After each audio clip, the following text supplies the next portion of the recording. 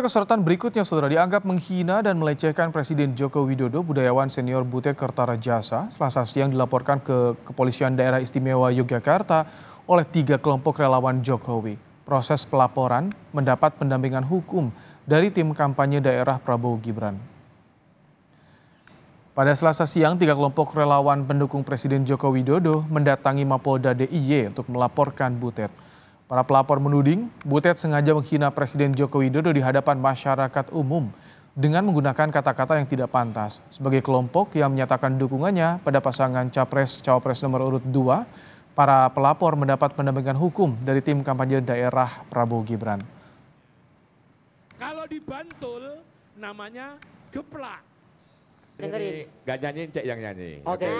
Kalau memang itu terkait dengan Pak Butet, maka dia masuk kriminal umum, yakni pencemaran nama baik dan perbuatan tidak menyenangkan. Lalu ditanyakan kepada teman-teman, kira-kira mau UU ITE tetap lanjut atau bagaimana? Oleh karena Undang-Undang ITE yang dijerat adalah pihak lain yang menyebarkan, maka teman-teman relawan meminta agar supaya kriminal umum yang diajukan, dalam hal ini perbuatan tidak menyenangkan dan pencemaran nama baik.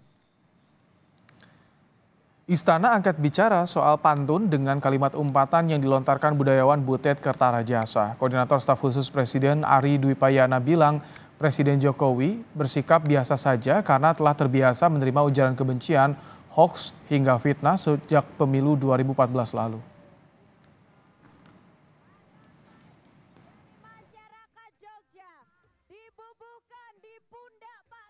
Sudah sering lah Pak Jokowi terima sindiran, terima bahkan banyak hal lah dari 2014 kan, hoax, ujaran kebencian, bahkan hal-hal lain, fitnah gitu. Tapi Bapak selama ini ya baik-baik aja, biasa-biasa saja, ya.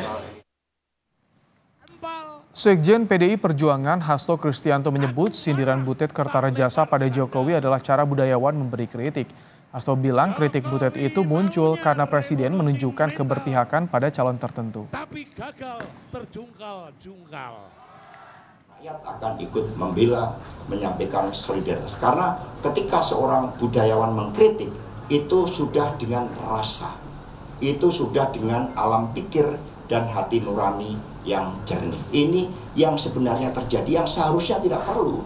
Ketika Pak Jokowi betul-betul menjalankan tugasnya sebagai pemimpin tanpa berpihak pada pasangan calon tertentu.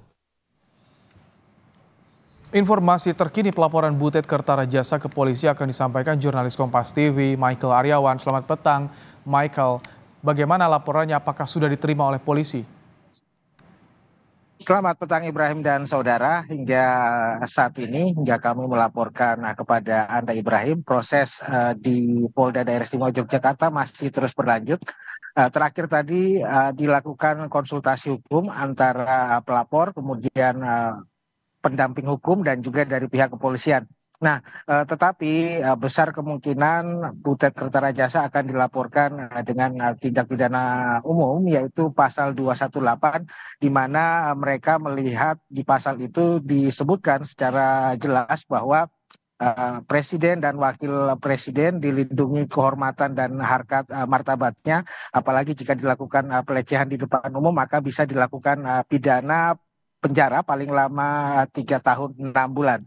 Nah, proses ini masih terus berlangsung di Polda Daerah Istimewa Yogyakarta dan sesaat lagi mungkin kita akan ketahui Ibrahim apakah laporannya akan diterima pihak kepolisian ataukah tidak, Ibrahim.